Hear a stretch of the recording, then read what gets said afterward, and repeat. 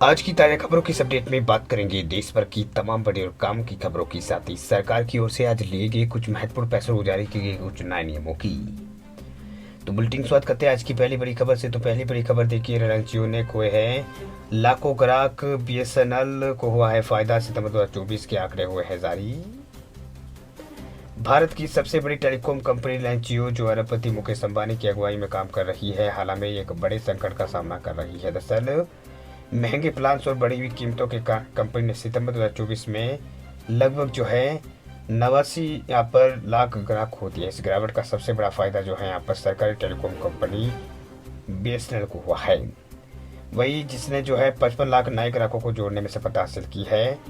Telecom regulatory authority of India जो है try, उसके आंकड़ों के अनुसार सितंबर 2024 में भारत की प्राइवेट टेलीकॉम कंपनियों को कुल जो है 10 मिलियन यानी करीब 1 करोड़ ग्राहक जो है गंवाने पड़े हैं। इस नुकसान में सबसे बड़ी हिस्सेदारी रिलायंस की रही है, जिसने जो है लगभग 7.9 मिलियन ग्राहक हुए हैं। इसके अलावा जो है एयरटेल ने 1.4 मिलियन, वोडाफोन आइडिया ने 1.5 मिलियन ग्राहक खो दिए हैं। यह गिरावट खासतौर पर जियो के महंगे प्लान्स की वजह से देखी गई है, जिससे ग्राहकों का ध्यान जो है बीएसएनएल की तरफ जो है आकर्षित हुआ। इसके विपरीत बीएसएनएल ने इस अवसर का फायदा उठाया और जुलाई से अक्टूबर 2024 तक जो है 5.5 मिलियन लगभग 55 लाख नए यूजर्स को जोड़ने में सफलता हासिल की है। वह इस दौरान बीएसएनएल के ग्राहकों की संख्या में भी तेजी से वृद्धि हुई है। जुलाई 2024 में 1.5 मिलियन नए ग्राहक जुड़े हैं। अगस्त में यह संख्या जो है लगभग 2.1 मिलियन हो गई। सितंबर में 1.1 मिलियन नए ग्राहक बीएसएनएल से जुड़े हैं। वह अक्टूबर 2024 में भी जो है 0.7 मिलियन ग्राहक बीएसएनएल के साथ जुड़े हैं। यह आंकड़ा साफ तौर पर दर्शाता है कि बीएसएनएल की सेवाओं को और ग्राहकों का रोजगार बढ़ा है, खासकर जब प्राइवेट कंपनी अपने जो रिचार्ज प्लान्स जो है वो महंगे कर रही है।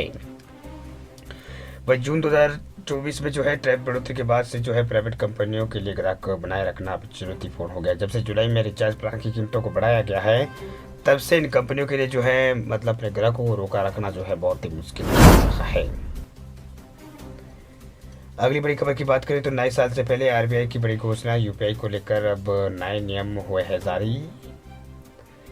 नए साल से पहले जो है यहाँ पर आरबीआई ने जो है यहाँ पर नए साल से कुछ नए नियम यहाँ पर लागू करने की बात की है, जिससे जो है यहाँ पर यूपीआई को लेकर जो है जानकारी यहाँ पर दी गई है। दरअसल आरबीआई ने जो है यूपीआई की लिमिट को बढ़ा दिया है। दरअसल बात यह है कि यहाँ रिजर्व बैंक ऑफ इंडिया ने जो है बुधवार को यूपीआई इस्तेमाल करने वाले यूजर्स को तोहफा दिया है।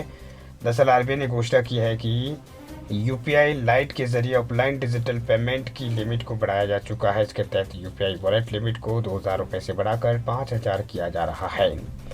इसके अलावा यूपीआई लाइट में प्रति ट्रांजैक्शन की लिमिट जो है 500 रुपये से बढ़ाकर 1,000 कर दी गई है। फिलहाल जो ऑफलाइन पेमेंट में लेन देन की ऊपरी सीमा 500 रुपये थी। इसके साथ ही किसी भी समय पेमेंट मोड पर ऑफलाइन ट्रांजैक्शन की कुल सीमा जो है वो 2,000 रुपये। इसके साथ ही एक बड़ा फ़ायदा ये भी है कि यूपीआई लाइट के जरिए 5,000 रुपये तक के पेमेंट आप कर सकते हैं, जिससे छोटे पेमेंट को आपके बैंक स्टेटमेंट में नहीं दिखाया जाएगा।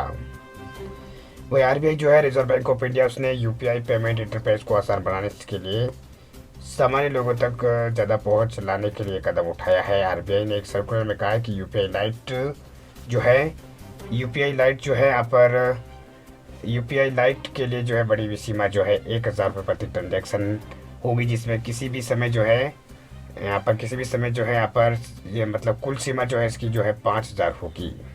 वह यूपीआई लाइट के तहत होने वाले लेन देन इस हद तक ऑफलाइन है जिसमें जो है वैलिडेशन के अलावा जो है फैक्टर ऑफ आइडेंटिफिकेशन एटीएफ की ज़रूरत नहीं होती है।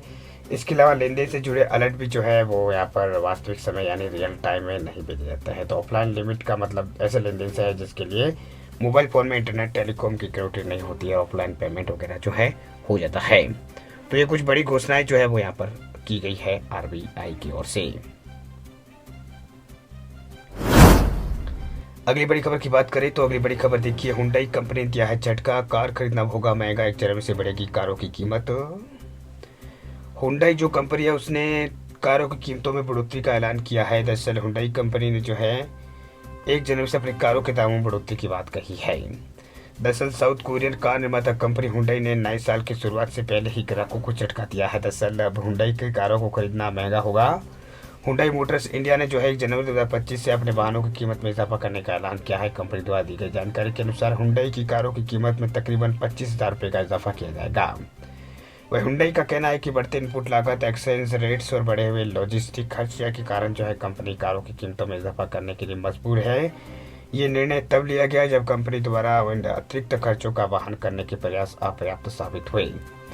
वह कीमतों में वृद्धि के यहाँ पर कारण जो है हुंडई यहाँ पर लिमिटेड के निदेशक जो है उन्होंने पर कहा है कि हुंडई ने हमेशा जो है बढ़ती लागत को यथासंभव करने का प्रयास किया है ताकि ग्राहकों को इसके ऊपर प्रभाव कम हो। हालांकि बढ़ते इनपुट लागत में निरंतर वृद्धि के कारण कंपनी के लिए कीमतों में इजाफा करना जरूरी हो गया है। वही कंपनी ने अपनी प्रेस विज्ञप्ति में कहा है कि 1 जनवरी से हुंडई के सभी मॉडल की कीमतों में इजाफा किया जाएगा। यानी जितने भी हुंडई की कार वगैरह जो है उनकी दामों में जो है इजाफा जो है वो किया जाएगा और जो अलग अलग मॉडल पर निर्भर करेगा, लेकिन ये इजाफा एक्स शोरूम की कीमतों पर लागू होगा। हालांकि अब इस बारे में कोई जानकारी जो नहीं मिली है कि इन कारों में कितना इजाफा होगा, कौन सी कार में कितना इजाफा होगा। वह आगामी 17 जनवरी 2025 से यहाँ पर जो है भारत मंडपम में भारत मोबिलिटी ग्लोबल एक्सपो में हुंडई शिरकत करने जा रही है। इस एक्सपो में कुछ नए मॉडल भी जो है कंपनी पेश जो है वो कर सकती है। तो बड़ी खबर फिलहाल निकल के सामने आ रही है। अगली बड़ी खबर की बात करें तो अगली बड़ी कर्मचारी यहाँ पर बैंक खाताधारकों के लिए बड़ी खबर देखिए। अब बैंक अकाउंट में एक नहीं बल्कि 4 नोमिन जोड़ सकेंगे आप। सरकार ने किया है नया प्रस्ताव पास। अब अपने अकाउंट में एक नहीं 4 नोमिन जो है बढ़ा सकेंगे। इसे सरकार ने इसको लेकर जो है फैसला यहाँ पर लिया है। दरअसल अगर आप देखेंगे कि लगभग हर व्यक्ति का बैंक खाता होता है, बस अंतर यह है कि किसी का सैलरी अकाउंट होता है तो किसी का बचत खाता होता है। जब किसी भी बैंक खाते में यहाँ पर कोई किसी भी बैंक में खाता खुलवाते हैं तो हमें debit card, cheque book, internet banking, mobile banking जैसी अन्य सुविधाएं हमको मिलती है। इस तरह खाताधारक को अपने बैंक खाते में एक नोमिन भी जो है वो जोड़ने का मौका मिलता है, यानी एक नोमिन भी जोड़ सकता है। अगर से खाताधारक का अगर निधन हो जाता है तो उस स्थिति में उसके खाते में जमा पैसों को नोमिन को देने का प्रावधान है। पर अब जो है इस नियम को बदल दिया गया जिसके तहत अब खाताधारक एक नहीं बल्कि 4 नोमिन जोड़ सकते हैं। 4 नोमिन जोड़ने का जो है सरकार की ओर से फैसला किया गया। दरअसल बीते मंगलवार को लोकसभा में बैंक कार्य विधियां संशोधित विधेयक 2024 जो है पारित किया गया। इसके अंतर्गत अब एक खाताधारक अपने बैंक खाते में एक जगह 4 नोमिनी बना सकता है। वित्त मंत्री निर्मला सीतारमण ने 2024 में बजट के दौरान इस विधेयक को पेश करने की घोषणा की थी। ऐसे में सरकार ने एक साथ आरबीआई अधिनियम 1934, बैंकिंग विनियमन कानून 1949 और एसबीआई अधिनियम 1955 और बैंकिंग कंपनीज अधिनियम 1970 और 1980 के कई प्रावधानों में संशोधन जो है वो किया है। अब इसकी ज़रूरत क्यों पड़ी है तो बता दें आपको कि यहाँ पर आखिर एक ज़्यादा नोमिनी की जरूरत क्यों पड़ी। दरअसल कोरोना काल में जिन लोगों का निधन हुआ उसके बाद ऐसे कई लोग थे जो मृत बैंक खाता का दावा यहाँ पर कर रहे थे। ऐसे में जो है बैंक के सामने कई तरह के कानूनी विवाद आ गए थे। इसके चलते ये फैसला लेने की जरूरत नजर आई है। वैसे वीडियो अच्छा लगे आप लाइक करें और चैनल पे आप पहली बार आप आए चैनल को सब्सक्राइब भी करें, बेल आइकन भी दबा दें ताकि खबरें आपको रोजाना मिलती रहे।